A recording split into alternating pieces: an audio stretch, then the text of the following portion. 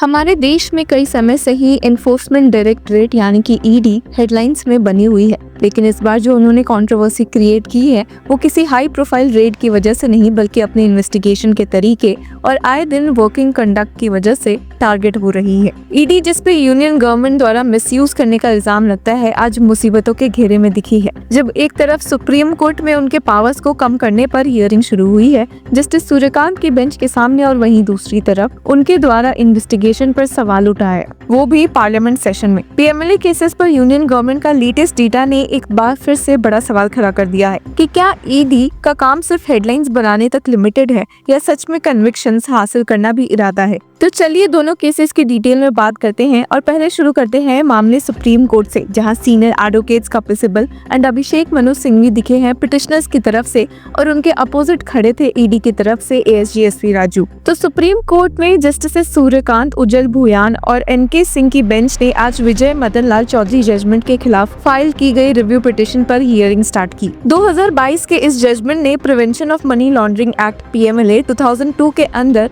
ED के wide powers को uphold किया था, जैसे कि ईडी के arrest, search, seizure powers, section 45 subsection 1 के ट्विन बेल कंडीशंस और सेक्शन 24 का रिवर्स बर्डन को अपहोल्ड किया था। मल्टीपल रिव्यू पिटिशंस, जिसमें कांग्रेस एमपी कार्ति चिदम्बरम की भी है, फाइल हुई थी, जिनमें कहा गया कि जजमेंट में सीरियस एरर्स है जो रिकंसिडरेशन वारंट करते हैं। अब ईडी की तरफ से एएसजी एसवी राजू ने सीधा कह दिया, the preliminary issue is whether the review petition satisfies the threshold of maintainability.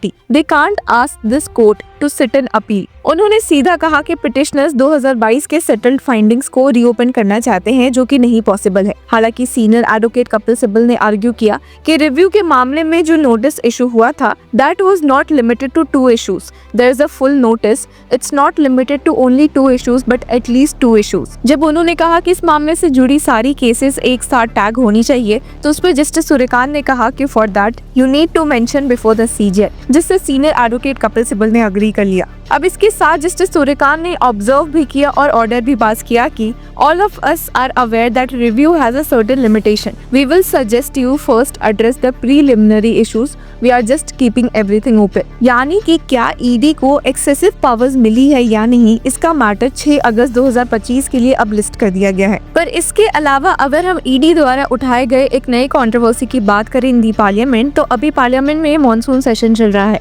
और उसी सेशन में तृणमूल कांग्रेस के एमपी साकेत गोखले ने सरकार से पूछा कि साल 2015 से अब तक किन केसेस में ईडी द्वारा चार्जशीट फाइल नहीं हुआ, ट्रायल स्टार्ट नहीं हुई और किन में क्लोजर रिपोर्ट फाइल हुई है। अब इसका जवाब जो सरकार ने दिया उसने सबको चौंका दिया। The minister of state in the ministry of finance Pankaj Chaudhary ने राज्यसभा में 29 जुलाई को तृणमूल कांग्रेस के एमपी साकेत गोखले के सवाल का जवाब देते हुए बताया कि prevention of money laundering act 2002 के तहत 1 जनवरी 2015 से 30 जून 2025 के बीच पीएमएलए स्पेशल कोर्ट ने सिर्फ 8 कन्विक्शन ऑर्डर्स पास किए हैं, जिसपे टोटल 15 लोग कन्विक्ट हुए। पंकज चौधरी के मुताबिक during the period from 1/1/2015 to 36/2025, the Directorate of Enforcement has taken up 5,892 cases for investigation under the provisions of the Prevention of Money Laundering Act 2002. In these cases, 1398 prosecution complaints,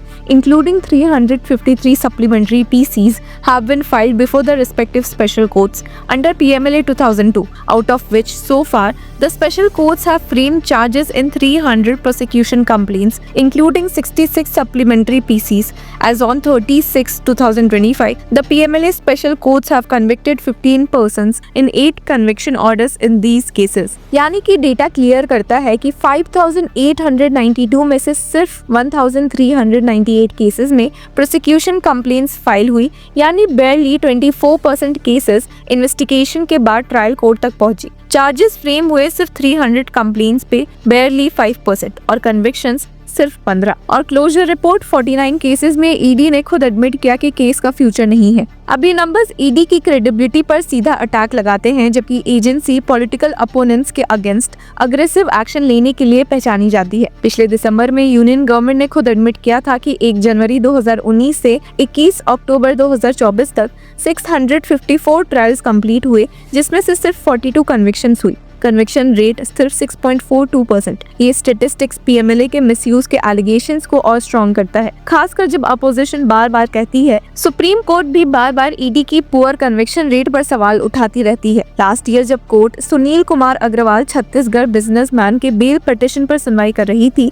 जो coal transportation से related money laundering case में arrest हुए थे, bench ने कह दिया था कि पुअर क्वालिटी ऑफ प्रोसिक्यूशन ही पुअर कन्विक्शन का रीजन है। Bench consisting of justice Suryakant, Dipankar Datta and उज्जवल भुयान ने डेटा कोट किया था कि 2014 से 2024 तक 5297 केसेस रजिस्टर हुए, कन्विक्शन सिर्फ 40। कोर्ट ने रिमार्क किया था कि the poor quality of prosecution has resulted in poor conviction statistics. और इसी तरह former West Bengal education minister Partha Chatterjee के बेल हियरिंग में भी कोर्ट ने कहा था कि ईडी का कन्विक्शन रेट काफी पुअर है और पूछा था कि अंडर ट्रायल को कितनी देर तक बिना कन्विक्शन जेल में रखा जा सकता है। जस्टिस अभय एस ओक रिटायर्ड और जस्टिस उज्जवल भुयान की बेंच ने 2024 में ईडी से कहा था कि वो पता करे कि पीएमएलए के कितने केसेस ट्रायल तक पहुंचे और कन्विक्शन में रिजल्ट क्या हुआ। अरविंद केजरीवाल केस के जजमेंट में भी कोर्ट ने कहा था कि पीएमएलए अरेस्ट और कंप्लेंट्स का data number of questions raise करता है और स्ट्रेस किया कि अरेस्ट पर एक यूनिफॉर्म पॉलिसी होनी चाहिए।